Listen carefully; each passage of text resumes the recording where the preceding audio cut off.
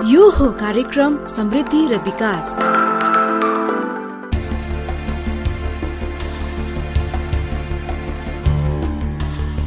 नमस्कार, कार्यक्रम समृद्धि र विकासमा यहाँलाई स्वागत छ। प्राविधिक व्यावसायिक शिक्षा र तालिम क्षेत्रको विकास तथा विस्तारका लागि भइरहेका पहल र आगामी रणनीतिमा आधारित यो कार्यक्रम आजदेखि 3 अंकसम्म रेडियो कान्तिपुरमा प्रसारण हुनेछ। यो कार्यक्रम शिक्षा, विज्ञान तथा प्रविधि मन्त्रालय तथा संयुक्त राष्ट्र संघीय विकास कार्यक्रम अन्तर्गत जीवन पर्यन्त सिकाइलाई सिप र ज्ञानका लागि सहयोग कार्यक्रम स्किल्सका प्राविधिक सहयोगमा तयार गरी सञ्चालन गरिएको हो।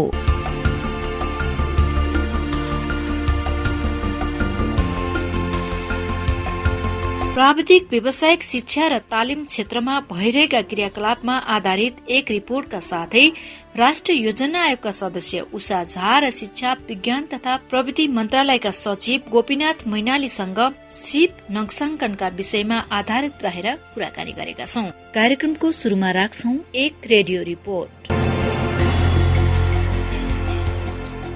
विश्वका जति पनि मुलुक समृद्ध भएका छन् उनीहरूले प्राविधिक तथा व्यावसायिक शिक्षा र तालिमलाई अंगीकार गरेका कारण समृद्ध हुन सफल भएका हुन्। सोही अनुरूप समृद्धितर्फ कदम चाल्नका लागि सरकारले समेत प्राविधिक शिक्षा तथा व्यावसायिक तालिमलाई प्राथमिकतामा राखेको छ।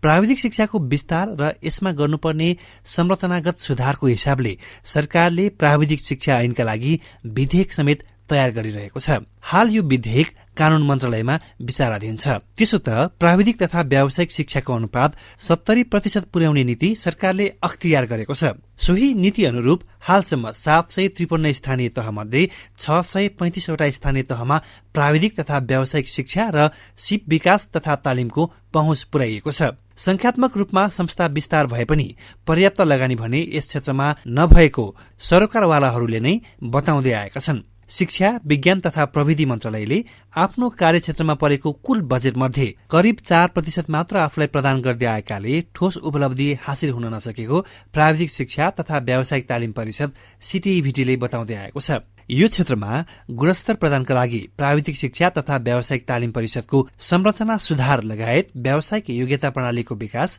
सिप परीक्षणलाई अझै व्यवस्थित बनाउनु पर्ने तथा निजी क्षेत्रको भूमिका सशक्त हुनुपर्ने मान्यता छ। रोजगार प्रदायक संस्था भएको हुनाले प्राविधिक तथा व्यावसायिक शिक्षा र तालिमको भूमिका अझ महत्वपूर्ण हुने सरकारी बुझाइ छ। शिक्षा, विज्ञान तथा प्रविधि मन्त्रालयका प्रवक्ता दीपक शर्मा, निजी क्षेत्रको भूमिका एकदमै महत्वपूर्ण हुन्छ। रोजगार प्रदायक संस्थाहरूको त्यो क्षेत्र भएको हुनाले निजी क्षेत्रले रोजगारमा जुन उसको मार्केट विस्तार हुँदै गएको छ त्यो अनुसारको श्रमशक्ति चाहिँ सप्लाई गर्नुपर्ने, सिप परीक्षण त्योसँग जोडिने भएको हुनाले त्यो निजी क्षेत्रको भूमिका सहभागितालाई पहिलाको भन्दा अझ बढी सान्दर्भिक बनाउनु पर्ने, अझ बढी व्यवस्थित बनाउनु पर्ने आवश्यकता चाहिँ छ। राष्ट्रिय योजना आयोगले समेत यो क्षेत्रलाई विशेष प्राथमिकतामा राखेको छ। प्राविधिक शिक्षा तथा व्यावसायिक तालिम प्रदायक सार्वजनिक शैक्षिक संस्थालाई आवश्यक पर्ने उच्चस्तरीय जनशक्ति उत्पादनका लागि विश्वविद्यालय तथा क्याम्पसहरूसँगको साझेदारीमा कार्यक्रम सञ्चालन गरिने गरी आयोगको 15औं आयोजनाले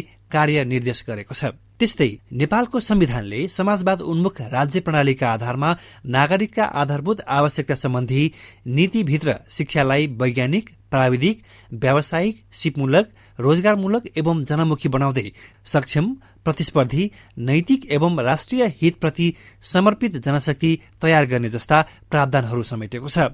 सरकारको राष्ट्रिय अठोटमा विक्रम सम्वत 2100 सम्म समृद्ध नेपाल, सुखी नेपालीको लक्ष्य हासिल गर्ने र विक्रम सम्वत 2087 सम्ममा मध्यम आय स्तरको मुलुकमा स्तरोन्नति हुने योजना पूरा गर्ने तथा दिगो विकास लक्ष्य समेत पूरा गर्न समेत प्राविधिक तथा व्यावसायिक शिक्षा र सिप विकासको अहम भूमिका रहने देखिन्छ।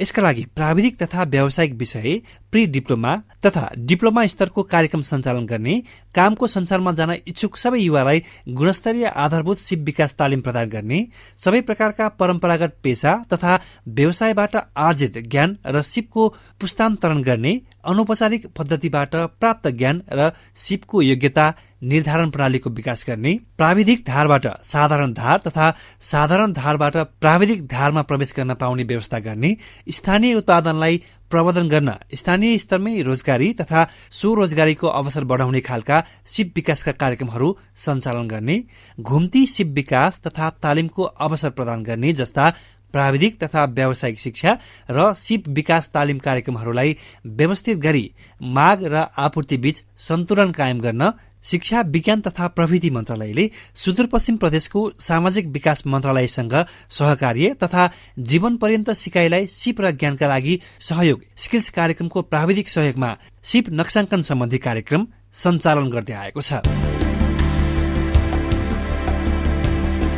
तपाई सुन्दै हुनुहुन्छ कार्यक्रम समृद्धि र विकास। कार्यक्रममा अब प्राविधिक तथा व्यावसायिक शिक्षा र सिप विकास तथा तालिमको नक्साङ्कन सम्बन्धमा यो क्षेत्र कसरी अगाडि बढेको छ भनेर हामीले राष्ट्रिय योजना आयोगका सदस्य उषा झा र शिक्षा विज्ञान तथा प्रविधि मन्त्रालयका सचिव गोपीनाथ मैनालीसँग गरिएको कुराकानी प्रस्तुत गर्नेछौं। यहाँहरू दुवैजनालाई स्वागत छ कार्यक्रममा। नमस्कार।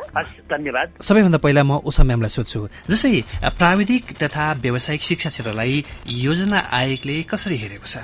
प्राविधिक तथा व्यावसायिक शिक्षालाई हाम्रो यो राष्ट्रिय योजना आयोगले एकदमै नम्बर 1 प्रायोरिटीमा राखेको छ। यो अस्तिको नीति तथा कार्यक्रममा पनि यसलाई एकदमै राम्रोसँग राखेको छ र 753वटा पालिकामा चाहिँ यसलाई हामीले जसरी भए पनि कार्यान्वयनको स्तरमा लाने, त्यहाँ कुनै पनि युवालाई त्यत्तिकै एउटा यो रोजगारीमूलक त्यसमा चाहिँ इङ्गेज गराउने भन्ने हिसाबले चाहिँ राष्ट्रिय योजना आयोगले नीति तथा कार्यक्रममा पनि राख्यो होइन। र अहिले 15औं पञ्चवर्षीय योजना जुन बनाएको छ त्यो पञ्चवर्षीय योजनामा पनि 5-6वटा रणनीति चाहिँ हरेक लेभलमा माध्यमिकमा, उच्च शिक्षामा, निम्न माध्यमिक सबैमा कसरी हामीले विद्यार्थीहरूलाई यो प्राविधिक तथा व्यावसायिक शिक्षासँग जोड्न सक्छौं भन्ने रणनीति कार्यनीति चाहिँ हामीले 15औं योजना पनि ल्याएका छौं। 15औं योजनाले त प्राविधिक तथा व्यावसायिक शिक्षा क्षेत्रलाई समान रूपमा अगाडि लाने भनेर अगाडि सारेको पनि छ हैन। जस्तै अब यो सन्दर्भमा राष्ट्रिय सम्पदा, परम्परागत स्थानीय ज्ञान नै भयो, सिप प्रविधिको जगेर्ना लगायतका क्षेत्रमा नागरिकको सम्मानित जीवनयापनका लागि आवश्यक जीवन उपयोगी सिप हासिलको अवसर सुनिश्चित गर्ने बाटो चाहिँ अब के हुन सक्ला त? यस्तो पनि हामीले जस्तो अब तपाईले के गरी हेर्न पाउनुभयो भने हाम्रो रणनीतिमै के भनेको छ भने मानव संसाधनका कुराहरू होइन, पूर्वाधार तथा प्रविधि विकास र जीवनोपयोगी सिप, ज्ञान र सिपमा आधारित पाठ्यक्रम मार्फत नै सबै ठाउँमा शिक्षाको गुणस्तर वृद्धि गर्ने। यसमा चाहिँ हामीले उनीहरूको जुन परम्परागत भएको स्किलहरू छ नि, जुन इन्डिजिनियस स्किलहरू छ त्यो स्किलहरूलाई हामीले प्रमोट गर्नै पर्ने हुन्छ। त्यसलाई जसरी भए पनि हामीले ठाउँ ठाउँमा लगेर त्यसलाई रेप्लिकेट गर्दै त्यसलाई बढाउने भन्ने पनि हामीले अहिले रणनीतिको पार्टमा चाहिँ एकदम स्ट्रङली राखेका छौँ। त्यसैले मैले अघि भन्दै जाँदाखेरि 5-6वटा रणनीति चाहिँ प्राविधिक तथा व्यावसायिक शिक्षामा राख्दाखेरि त्यसमा चाहिँ परम्परागत सिपलाई पनि कसरी प्रवर्धन गर्ने, कसरी त्यसलाई बढाउने भन्ने सम्बन्धमा पनि एउटा फोकस रणनीति नै छ त्यसमा। अब म यही प्रश्न शिक्षा मन्त्रालयका सचिव गोपीनाथ मैनालीज्यूतर्फ आउन चाहन्छु। हामीले यसलाई पनि 2-3वटा एप्रोचबाट कामहरू गरिरहेका छौँ। एउटा चाहिँ हाम्रो विद्यालयहरूमा चाहिँ प्राविधिक शिक्षाहरू क्लास 9-10मा नै प्राविधिक शिक्षाहरूको चाहिँ भारको कुराहरू सुरु गरिरहेका छौँ, जसले गर्दाखेरि चाहिँ सिपयुक्त व्यक्ति कामकाजी ज्ञानमुखी मात्रै होइन कि सिपमुखी नागरिक तयार गर्ने काममा, जसले मर्यादित जीवन बनाउनको लागि, सिपयुक्त जीवन अवलम्बन गर्नको लागि हामीलाई सहयोग गर्छ भनेदेखि चाहिँ अर्को चाहिँ प्राविधिक डिप्लोमा, टेक्स स्कुल लगायतको कार्यक्रमहरू पनि हामीले सञ्चालन गरेका छौँ। जसको आधारबाट हामी के भन्छौँ त भन्दाखेरि चाहिँ 562वटा यो टेक्स स्कुल सिटिभिटी मार्फत र चाहिँ विभाग मार्फत 484वटा यो प्राविधिक धारका विद्यालयहरू सञ्चालन गरिरहेछौँ। जसको आधारबाट चाहिँ नेपाल सरकारको सबै 753 तहमा प्राविधिक विद्यालय स्थापना गर्ने कार्यक्रम अन्तर्गत चाहिँ अब हामीले जम्मा 117 पालिका कहीँ ओभरल्याप पनि छ मा गर्न बाँकी छ भनेदेखि चाहिँ हामीले सिटिभिटी मार्फतमा नै हामीले चाहिँ 1131वटा आन्तरिक साझेदारी सहकारी लगायतका चाहिँ निकायहरूबाट चाहिँ हामीले 1131वटा चाहिँ स्थानबाट चाहिँ विभिन्न ट्रेडमा चाहिँ यो प्राविधिक धारको शिक्षा दिएको छौँ। जसले गर्दाखेरि चाहिँ फेरि यति मात्रै होइन, यसमा चाहिँ जस्तो लक्ष्य कार्यक्रमहरू पनि छ, छात्रवृत्तिको कार्यक्रमहरू पनि छ 7वटा क्लस्टरमा। अपाङ्गहरू भयो, पिछडिएको क्षेत्र भयो, दलितहरू भयो, उहाँहरूको लागि चाहिँ यो 7वटा क्लस्टरबाट चाहिँ हामीले चाहिँ 7वटा आधारबाट चाहिँ क्षेत्र भनौँ न, त्यसबाट चाहिँ हामीले समावेशी यो तालिम र शिक्षा पनि दिइरहेका छौँ। यो बाहेक चाहिँ अब अहिले 16वटा अरू निकायहरूबाट, शिक्षा मन्त्रालय बाहेक अरू 15 निकायहरू छ, त्यसबाट पनि हाम्रो छोटो अवस्थाको तालिमहरू जस्तो चाहिँ उद्योग मन्त्रालय, भूमि व्यवस्था सहकारी मन्त्रालयको चाहिँ हलिया कमैयाहरूको लागि, अथवा चाहिँ तपाईँको उद्योग मन्त्रालयबाट चाहिँ यो मेडपा प्रोग्रामहरू लगायतका प्रोग्रामहरू पनि सञ्चालित छन् र श्रम मन्त्रालयबाट।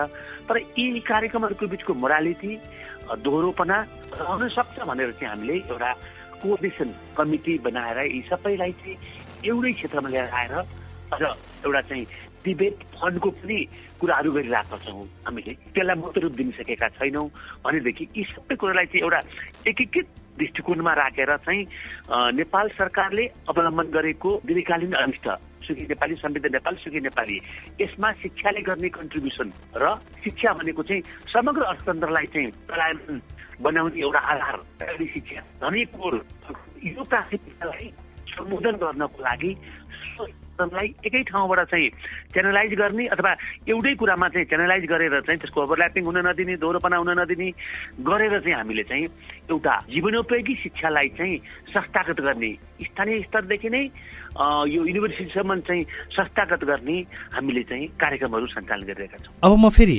राष्ट्रिय योजना आयोगका सदस्य उषा झातर्फ आउँछु।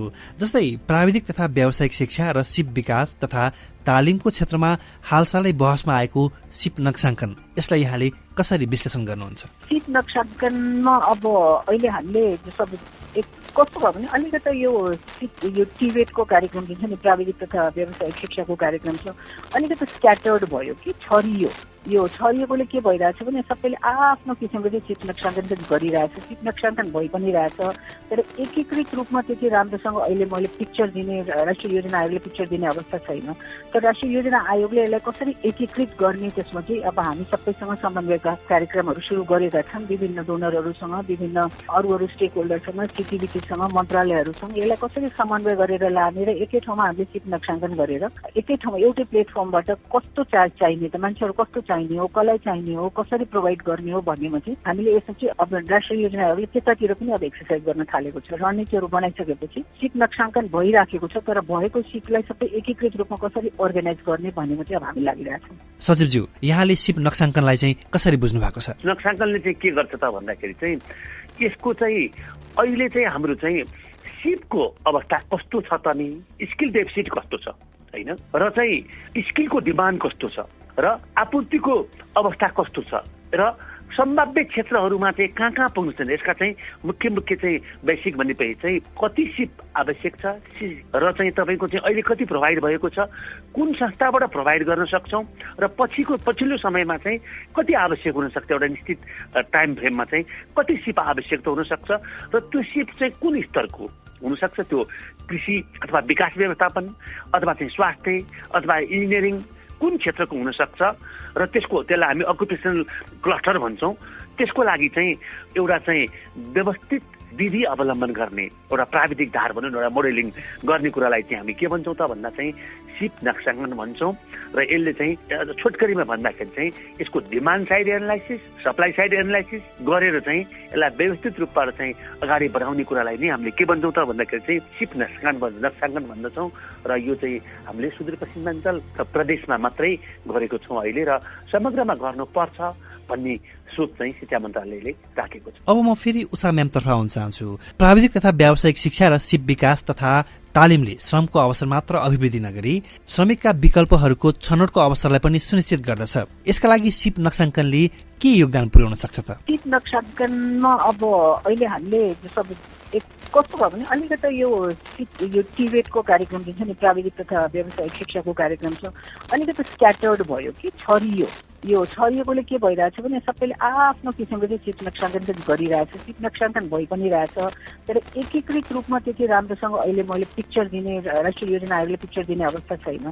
तर राष्ट्रिय योजना आयोगले यसलाई कसरी एकीकृत गर्ने, त्यसमा चाहिँ अब हामी सबैसँग समन्वयका कार्यक्रमहरू सुरु गरेका छौँ, विभिन्न डोनरहरूसँग, विभिन्न अरू स्टेक होल्डरसँग, सिटिबिटीसँग, मन्त्रालयहरूसँग यसलाई कसरी समन्वय गरेर लाने र एकै ठाउँमा हामीले सिप नक्साङ्कन गरेर एकै ठाउँमा एउटै प्लेटफर्मबाट कस्तो चार्ज चाहिने त, मान्छेहरू कस्तो चाहिने हो, कसलाई चाहिने हो, कसरी प्रोभाइड गर्ने हो भन्नेमा चाहिँ हामीले यसमा चाहिँ अब राष्ट्रिय योजनाहरूले त्यतातिर पनि अब एक्सर्साइज गर्न थालेको छ। रणनीतिहरू बनाइसकेपछि सिट नक्साङ्कन भइराखेको छ, तर भएको सिटलाई सबै एकीकृत रूपमा कसरी अर्गनाइज गर्ने भन्नेमा चाहिँ अब हामी लागिरहेको छौँ। यो विषयमा सचिवज्यूले के भन्नुहुन्छ? अब नक्साङ्कन भन्दाखेरि चाहिँ अब कतिपय मुलुकहरूमा चाहिँ कस्तो छ त भन्दाखेरि नेपालमा अहिले त्यति हामीले ध्यान दिएको छैनौँ। नेपालमा साँच्चै भन्दाखेरि चाहिँ यो सिपहरू लिने भनेको चाहिँ अलिकति विपन्न वर्गले अलि शिक्षा र चाहिँ तपाईँको चाहिँ सिपलाई हामीले चाहिँ हाम्रो नेपालको मनोसांस्कृतिक अवस्था, सामाजिक मूल्यले चाहिँ अलिकति छुट्याएको छ। अन्त चाहिँ हामीले हेर्दाखेरि चाहिँ अरू मुलुकहरूमा हेर्दा, विकसित मुलुकहरूमा हेर्दाखेरि पनि हामी के देख्छौँ त भन्दाखेरि चाहिँ कुन सिप चाहिँ कुन समयमा कति आवश्यक हुन सक्छ, कुन सिपमूलक शिक्षा भनेर पहिल्यै चाहिँ तपाईँको चाहिँ आफूले चाहिँ यो क्यारियर चयन गर्ने विषयमा नै पढाइलाई त्यसैतिर ढालेको देख्छौँ। तर नेपालमा त्यस्तो कुराहरू अलिकति कम छ। त्यस कारणले गर्दाखेरि यसले एउटा त समग्र अभिमुखीकरण, सिपको अभिमुखीकरणको लागि एउटा आधार दिन्छ। दोस्रो चाहिँ म कहाँ खपत हुन सक्छु, म कसरी रोजगारी वा स्वरोजगारी क्षेत्रमा खपत हुन सक्छु भन्ने कुराको यसले आधार दिन्छ। र तेस्रो चाहिँ यसले के त समग्र अर्थतन्त्रलाई चाहिँ यसले कसरी चलायमान बनाउने भन्ने, आखिर तपाईँको चाहिँ बिस्तारै हामी चाहिँ विकासको प्रक्रियामा चाहिँ कृषिबाट तपाईँको चाहिँ उद्योगबाट सेवा क्षेत्रमा बिस्तारै हामी त्यसरी चलायमान हुन्छौँ। र कृषिलाई नै पनि हामीले चाहिँ एउटा चाहिँ औद्योगिक बनाउन सक्छौँ भनिसकेपछि यसले समग्र यो मानव पुँजी निर्माण र उपयोगको चाहिँ वातावरण निर्दिष्ट गर्ने हुनाले चाहिँ हामीले यो स्किल नक्साङ्कनलाई चाहिँ, सिप नक्साङ्कनलाई चाहिँ एउटा ठुलो चाहिँ तपाईँको चाहिँ ढोका होइन, सिप र चाहिँ तपाईँको चाहिँ रोजगारीको चाहिँ एउटा ढोकालाई चाहिँ इन्डिकेसनको ढोका भन्न सक्छौँ हामीलाई। अब म फेरि उषा म्यामतर्फ आउन चाहन्छु। वर्तमान समयमा कोभिड-19 को प्रभावले उद्योग, व्यवसाय, पर्यटन जस्ता विभिन्न प्रमुख आर्थिक क्षेत्रमा उत्पादन तथा वितरण प्रणाली अवरुद्ध भयो। त्यस्तै वैदेशिक रोजगारीमा गएका धेरै युवाहरूले रोजगार गुमाउन बाध्य भए। यस्तो अवस्थामा उनीहरूलाई नयाँ रोजगारी सिर्जना गर्न सिप नक्साङ्कनले कसरी योगदान पुर्याउन सक्छ त? यो सिप नक्साङ्कन त अहिलेको लागि प्राविधिक तथा व्यावसायिक शिक्षाको लागि धेरै ठुलो नै एउटा समस्याको समाधान हुन्छ। किनभने अहिले हामी जुन किसिमले छरिएर गएका छौँ, हामीले तालिमहरू थुप्रै, अब हरेक वर्ष हामीले 80,000 चाहिँ तालिम दिइरहेछौँ, तर हामीले के पनि इभ्यालुएट गरिरहेछौँ आफूलाई हेर्दाखेरि, आफ्नो कार्यक्रमको त्यसलाई हेर्दाखेरि त्यति धेरै उपादेयता चाहिँ छैन। सिप नक्साङ्कन गरेर हामीले तालिम दिन सक्यो भने सिधै लेबर मार्केटसँग रिलेट हुन्छ, सिधै लेबर मार्केटमा जाने मान्छेहरू हामीले उत्पादन गर्छौँ। त्यसले गर्दा सिप नक्साङ्कनको र अहिले श्रम बजारको दुवैको एकअर्कासँग सम्बन्ध भएर आउँछ र सिप पाउने मान्छे चाहिँ कोही पनि अनइम्प्लोइड बस्नु पर्दैन, एउटा न एउटा रोजगारमा जान पाउँछ, कि त कुनै न कुनै रोजगारमा जान पाउँछ, कि आफैले कुनै रोजगार सुरु गर्न पाउँछ। यसमा सचिवज्यूको धारणा के छ? यसले चाहिँ के त बाहिरबाट फर्किने व्यक्तिहरू चाहिँ कुनै न कुनै रूपमा सिप प्राप्त गरेका हुन सक्छन् र एउटा पक्ष त्यो छ, केही न केही सिप उनीहरूले प्राप्त गरिसकेको छन् भनेदेखि, जस्तो कसैले चाहिँ बाख्रा पालनको रूपमा, कसैले मौरी पालनको रूपमा, कसैले बेमौसमी तरकारीको रूपमा, कसैले ट्राउट खेतीको रूपमा बाहिरबाट फर्केर आएका व्यक्तिहरू चाहिँ त्यो छ। यो सिप नक्साङ्कनले चाहिँ के पनि गर्न सक्छ त भन्दाखेरि चाहिँ एउटा एक्रिडेसनको, उनीहरूले सिकेको सिपको चाहिँ प्रमाणीकरण कुन स्तरको हो भनेर चाहिँ एउटा चाहिँ भ्यालिडेसन गर्ने आधार पनि दिन्छ। त्यो भइसकेपछि चाहिँ उनीहरू चाहिँ स्वरोजगारी बाहेक चाहिँ अरू औद्योगिक क्षेत्रमा अथवा चाहिँ उनीहरू चाहिँ अरू पेसागत औपचारिक क्षेत्रको पेसागत व्यवसायमा, घरेलु व्यवसायमा त उहाँहरू आफै खपत हुन सक्ने हुनुभयो। त्यो बाहेक औपचारिक क्षेत्रमा चाहिँ अनुष्ठानहरूको लागि चाहिँ एउटा प्रमाणीकरणको आधार उहाँहरू होटेल, होमस्टे अथवा चाहिँ बेमौसमी तरकारी, अहिले खुबै बेमौसमी तरकारी अथवा चाहिँ तपाईँको हाम्रो चाहिँ मोबाइल चुलोहरू, यस्तो पनि हामीले चाहिँ धेरै देख्न सक्छौँ। च्याउ खेतीहरू धेरै देख्न सक्छौँ। भनिसके पछाडि चाहिँ त्यतातिर चाहिँ व्यक्तिलाई हुन त यो चाहिँ क्रेडिटसँग जोड्नुपर्छ। फेरि यो सिप नक्साङ्कन वा सिपको एग्रिडेसन वा तालिम प्रवाह मात्रै भएर भएन। यसले के गर्नुपर्छ त भन्दाखेरि चाहिँ व्यक्तिमा निहित सिपलाई चाहिँ बजारसँग जोड्ने कुराहरू, अनुष्ठान छ ठिक छ, अनुष्ठान छैन भनेदेखि चाहिँ उसलाई स्वयं चाहिँ त्यो श्रम त हामी सञ्चय पनि गर्न सक्दैनौँ, सिपलाई हामी सञ्चय पनि गर्न सक्दैनौँ। त्यसलाई त जति बढी प्रयोग गर्यो त्यति बढी त्यसले चाहिँ आफूलाई रिफ्रेस गर्दै अझ बढी उपयोगिता सिर्जना गर्ने भएको हुनाले यसलाई क्रेडिट एक्सेससँग जोड्नुपर्छ। क्रेडिट एक्सेससँग जोड्ने कुरा चाहिँ शिक्षा मन्त्रालयले चाहिँ मानव साधन विकाससँग रिलेटेड मात्रै भएको हुनाले चाहिँ क्रेडिट एक्सेससँग जोड्ने कुराहरू भनेको चाहिँ युवा स्वरोजगार कोष छ, डिप्राइभ सेक्टर कर्जा छ राष्ट्र ब्याङ्कले, अथवा चाहिँ तपाईँको चाहिँ युवा खेलकुद मन्त्रालयले, अथवा चाहिँ तपाईँको चाहिँ युवा उसले चाहिँ परिषदले, यी विभिन्न तौरबाट चाहिँ हामी यसलाई चाहिँ त्यहाँ जोड्न सक्छौँ होइन। उहाँहरूको स्किल नै धितोमा राखेर समूहदित्वको आधारबाट चाहिँ क्रेडिटतिरको एक्सेस सिप एउटा भयो, क्रेडिटको एक्सेस अर्को भयो र त्यसलाई बजारसँग जोड्ने प्रणाली अर्को भयो, सहकारीहरू हुन सक्छन्। यी सबै प्रक्रियाबाट चाहिँ विदेशी रोजगारीबाट फर्केका व्यक्तिहरूलाई पनि हामी त्यसमा चाहिँ आबद्ध गर्न सक्छौँ। अब हामी कार्यक्रमको करिब करिब अन्त्यमा पनि आइसकेका छौँ।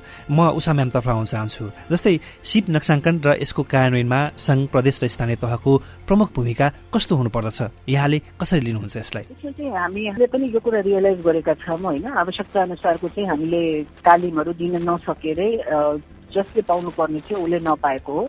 अलिकता हाम्रो अनुगमनका प्रणाली र हाम्रो एकीकृत प्रणाली नभएकोले अब एउटा संस्था जान्छ उसले पनि त्यही तालिम दिएर आउँछ, फेरि अर्को संस्था जान्छ अर्कोले पनि त्यही तालिम दिएर आउँछ, तर तालिम पाएर पनि अन्तमा त्यो काम गर्ने मान्छे चाहिँ बाहिरकै मान्छेले काम गरेर आउँछ, हाम्रो मान्छेहरूले तालिम लिएर मात्रै घरमा बसिरहेको हुन्छन् होइन। त्यो हाम्रो पनि रिडिङ छ। त्यसले गर्दा यसलाई हामीले अब यो कसरी म्यानेज गर्ने, कसरी 85% हामीले त्यहाँ पुर्याउन सके पनि जो रियल निडी छ त्यसमा आउन नसकेको त्यसलाई हामीले कसरी ल्याउने भन्नेमा हाम्रो पनि चिन्ता छ। हामीले विभिन्न बहसहरू चलाइरहेछौँ स्टेक होल्डरहरूसँग होइन। त्यसैले पनि हामीमा के क्षमताहरू छ, हामी कहाँनिर कुन हदसम्म पुग्न सक्छौँ र कसरी पुग्न सक्छौँ र स्थानीयलाई पनि हामीले कसरी मोबिलाइज गर्ने हो म्यापिङमा, त्यसको लागि चाहिँ हामीले युवा परिषदसँग पनि काम गरिरहेछौँ होइन।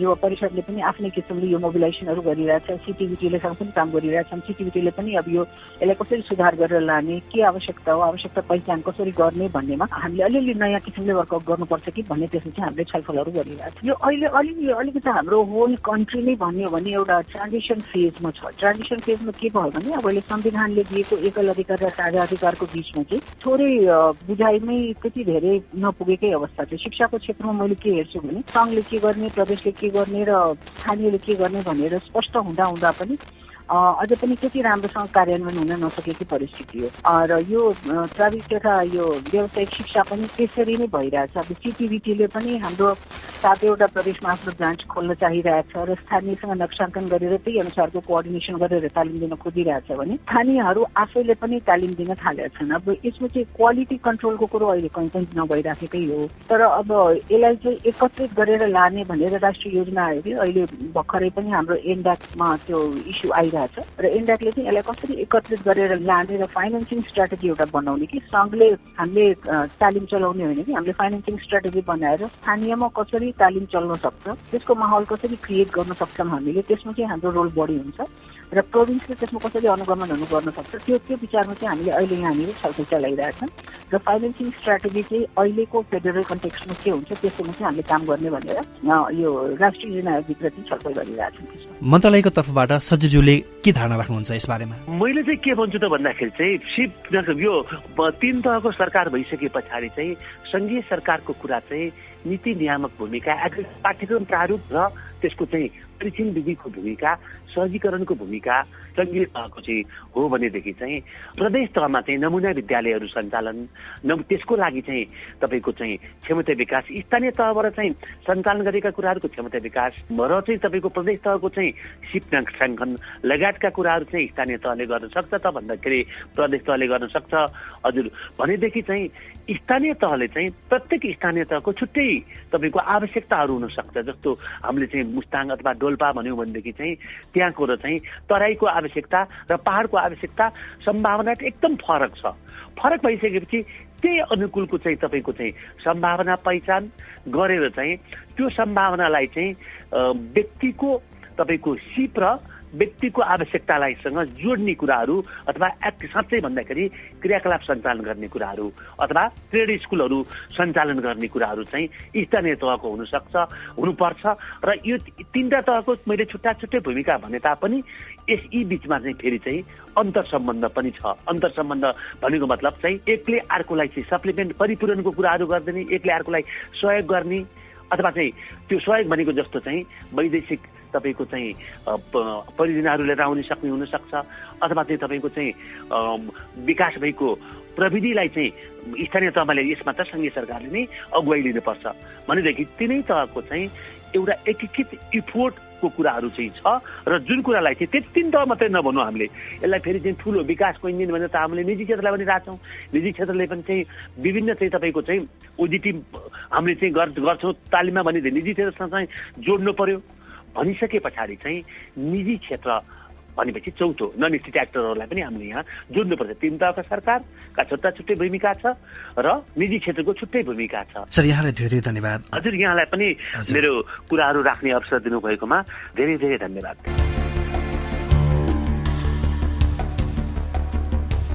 हवस् त, आजलाई समृद्धि र विकास कार्यक्रमको निर्धारित समय सकिएको छ। आगामी सोमबार बिहान 7:30 बजे कार्यक्रमको अर्को अंक लिएर आउनेछौ। प्राविधिक साथी लक्ष्मी पोखरेलका साथै सहकर्मी साथी रमेश दुलाल र म कमला पन्थी पनि विदा हुन्छौ। नमस्कार।